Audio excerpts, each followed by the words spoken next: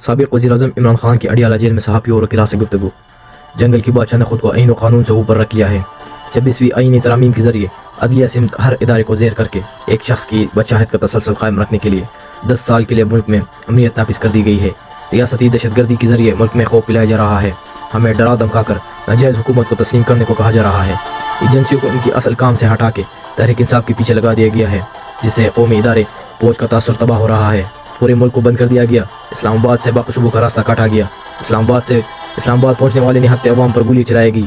ہمارے لوگوں کے ساتھ ظلم کیا گیا، سیدھی گولیاں مار کر شہید کیا گیا۔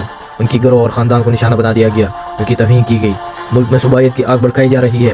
بتایا جا رہا ہے اسلام آباد میں پختونوں کو نسلی بنیاد پر نشانہ بنا دیا جا رہا ہے۔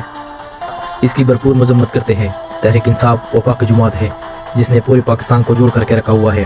میں اپنی قوم کو ہدایت کرتا ہوں کہ حکومتی شرپسند عناصر کی کسی بھی کوشش کے باوجود آپ نے متحدہ رہنا ہے۔ ہم سب کسی بھی نسل سے براتر ہو کر صرف پاکستانی ہیں۔ جب بھی ہماری جماعت احتجاج کرنے کا اعلان کرتی ہے، میرے اوپر جیل کے اندر مزید پرچے کر دیے جاتے ہیں۔ مجھے بتایا گیا ہے کہ ہمارے کئی لوگ اب تک مسنگ ہیں، جن کی زندگی کے بارے میں ہمیں شدید تحفظات ہیں۔ ہمارا مطالبہ ہے کہ حکومت جلد از جلد گرفتار شہریوں کو اسپتال کے اور خانوں میں لائے گئے زخمی اور شہیدوں کا افراد کا ڈیٹا شائع کریں، اور ہسپتال اور سیف سٹی کیمروں کا ڈیٹا بھی محفوظ بنا دیا جائے تاکہ سچ قوم کے سامنے آ جائے۔ ہمارے 2 مطالبات ہیں۔